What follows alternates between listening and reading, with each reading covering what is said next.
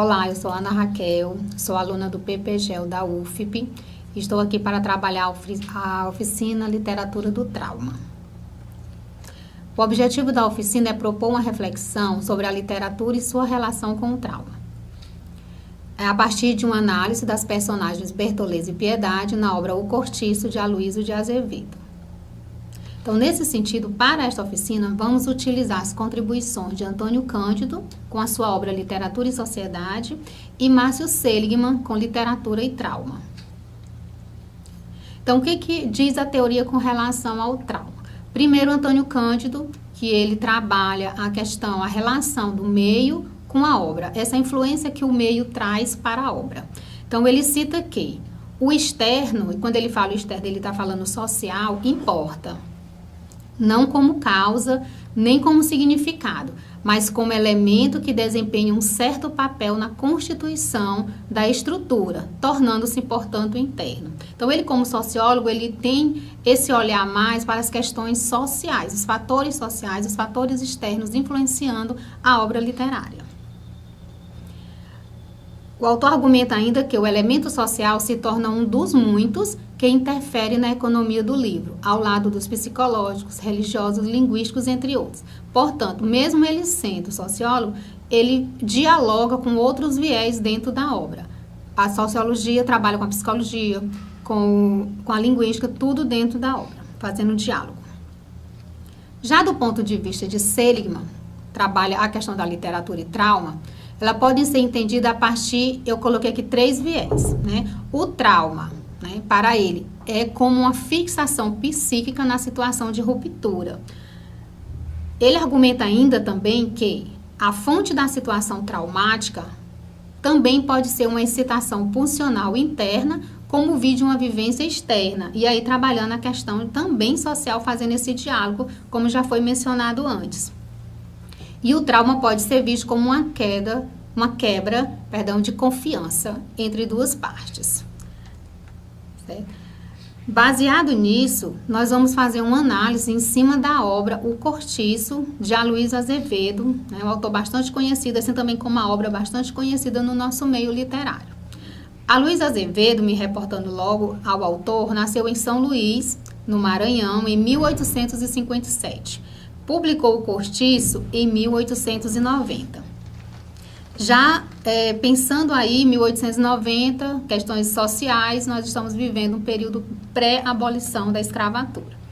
Hoje a obra é considerada um dos pontos altos na ficção da prosa brasileira. Para a gente ver a importância que tem essa obra e como ela é atemporal, né? Então, O Cortiço, fazendo um breve resumo aqui da obra, O Cortiço narra a história de trabalhadores pobres, alguns miseráveis, amontoados numa coletividade. Só imaginar o cortiço já vem à mente da gente como deveria ser esse meio, esse ambiente que estavam essas personagens. Então, um elemento central da narrativa é a presença do explorador e do explorado, que nós vamos ver na sequência da análise. Entre muitos personagens que tem na obra, nós vamos enfocar o João Romão, a Bertoleza, a Rita Baiana, o Jerônimo e a Piedade. João Romão, só caracterizando um pouco, ele é um português, dono do cortiço e muito ambicioso. A Bertoleza, uma escrava, que se pensa alforriada. A gente vê na obra que, através de João Romão, ela pensava que tinha recebido essa carta de alforria. Rita Baiana representa o Brasil, né, a nossa mulata brasileira. O Jerônimo é um português, também um outro português que chega no cortiço, gerente da pedreira de João Romão. Quer dizer, o Jerônimo ele trabalha para João Romão. E Piedade, a esposa de Jerônimo, entre outros que nós vamos ter também na obra. Certo? Então, começando a análise.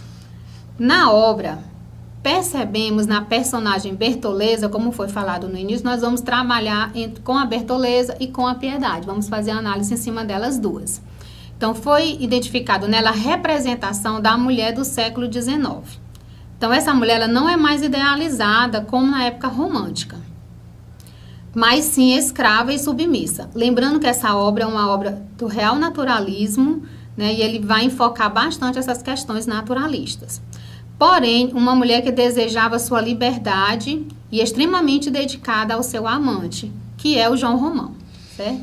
Então, como vimos aí, eu vou ler um pouco aqui para vocês, né, esse fragmento que a gente identifica exatamente essa mulher.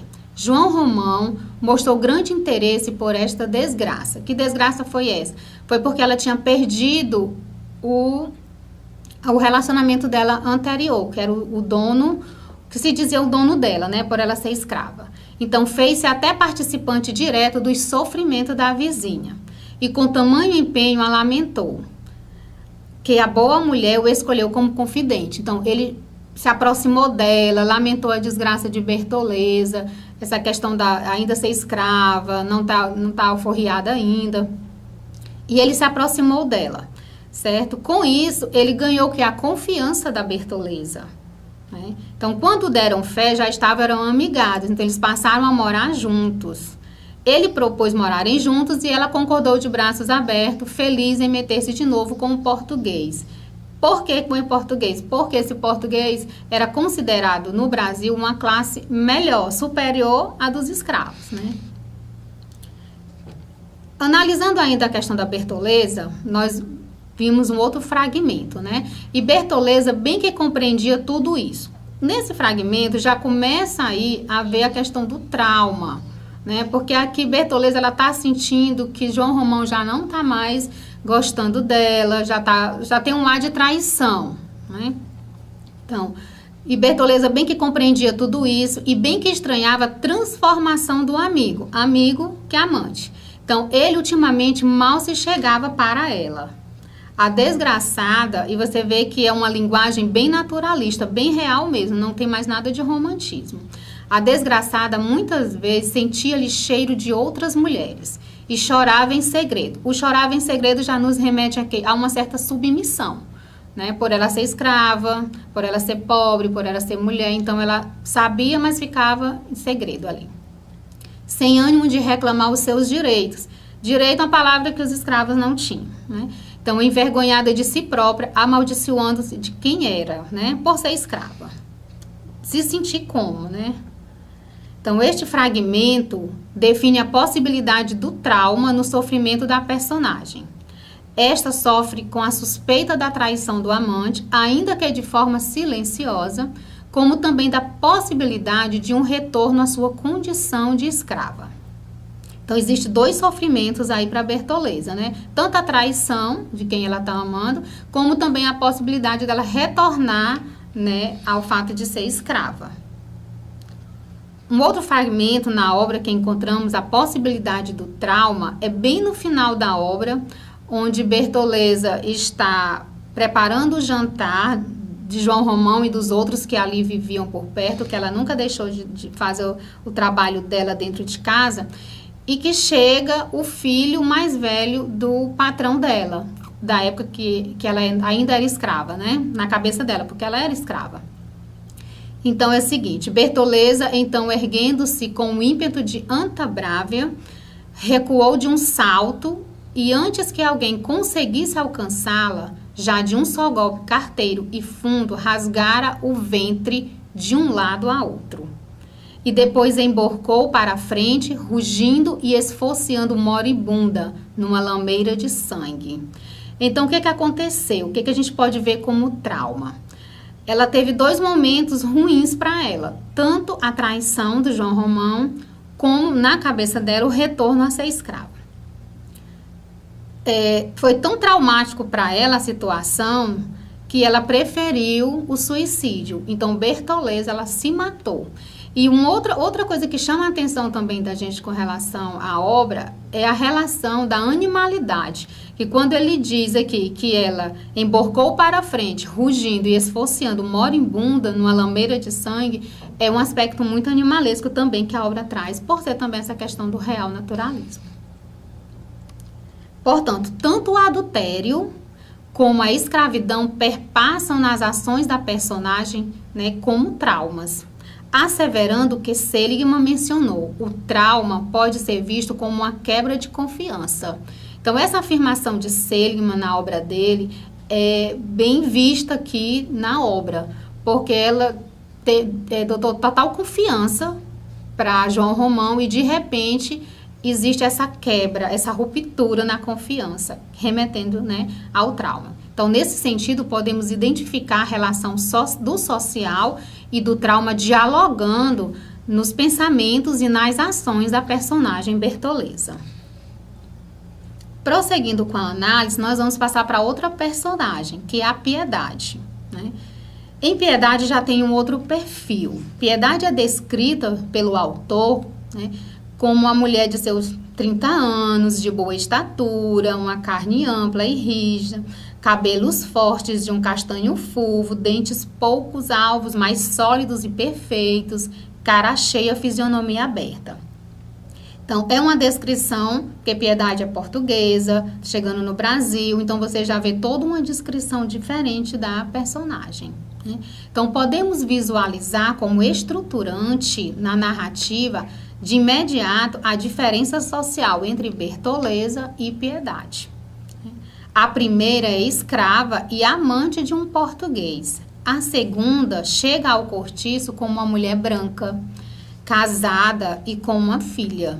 Então, Piedade é a mulher que representa, né, o padrão social feminino imposto pela sociedade da época. Podemos identificar no fragmento que Piedade sofre uma decepção ao saber da traição de seu marido. Então, as duas elas vão sofrer o mesmo problema. Piedade também sofre traição. A personagem não aceita o fato, que a gente já vê uma diferença com relação a Bertoleza, que Bertoleza imaginava aquilo ali, mas ela ficou calada, silenciosa. Já a Piedade não, ela não aceita o fato. Principalmente porque a outra é mulata, brasileira, conhecida como a Rita Baiana. Então, vamos observar aqui essa parte, que a gente identifica isso na obra. Tentou fugir a semelhante hipótese, repeliu a indignada. Não era possível que Jerônimo, seu marido de tanto tempo, um homem a quem ela nunca dera razão de queixa e a quem sempre respeitara e quisera com o mesmo carinho e com a mesma dedicação, a abandonasse de um momento para o outro. E por quem? Por uma não sei que diga, um diabo de uma mulata assanhada. Então, ela não só aceitava a traição, que ela não aceitava também com quem foi, né? Por ser mulata, diferente dela, né? Então, observamos na narrativa que a Piedade não aceita o adultério. E isso proporcionou a ela uma vida sem objetivos, tornando-se alcoólatra. Então, a gente vê que o trauma também, ele chega a modificar os comportamentos, né, nas sociais. Olha a descrição que é feita na obra para a Piedade após a traição, após ela descobrir a traição. Pobre mulher, chegar ao extremo dos extremos, coitada, já não causava dó, causava repugnância e nojo.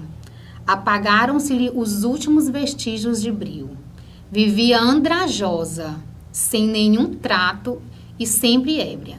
Dessa embriaguez sombria e mórbida, que se não dissipa nunca. Olha a diferença na descrição da mulher no início, né, que foi feita uma mulher bonita, elegante, e agora, olha a diferença após o acontecimento, após a traição. Né? Então, a transformação comportamental de Piedade pós-traumática é justificada pelo que Seligman afirma. A fonte da situação traumática tanto pode ser uma excitação pulsional interna, como vir de uma vivência externa. Então, vamos agora nas nossas considerações a respeito dessa análise feita nas duas personagens, levando em consideração que nós estamos trabalhando a literatura do trauma, né, esses efeitos externos e também internos que o trauma provoca na personagem. Então, a obra O Cortiço, de Aloysio Azevedo, apresenta diversos tipos humanos em diferentes espaços geográficos e de diferentes culturas, o que nos proporciona vários pontos de vista para a análise dessa. Nesse momento, nós escolhemos a partir da literatura do trauma. Neste estudo, abordamos a questão da literatura do trauma em duas vertentes, apontando a mulher escrava e submissa ao amante, mas antes de tudo, era submissa à sociedade, e a mulher branca e bem casada, as quais sofrem o trauma do adultério, identificados na narrativa através de inversões de classes sociais. Nesse sentido, a violência usada no sentido dos atos de adultério para com as mulheres e o trágico fim destas nos possibilita concluir que as regras sociais influenciam na vida e nas escolhas dos seres humanos de tal maneira que estas são repassadas à ficção como uma forma crítica e reflexiva dos sistemas pré-determinados. Confirmando o argumento de Seligman, a literatura, portanto, encena a criação do real. Então, nós temos na obra literária uma representação do real, só que na obra nós temos ali uma ficção. Muitas coisas são trabalhadas de forma estranhas por muitos, mas nada mais é do que a realidade na ficção. Muito obrigada.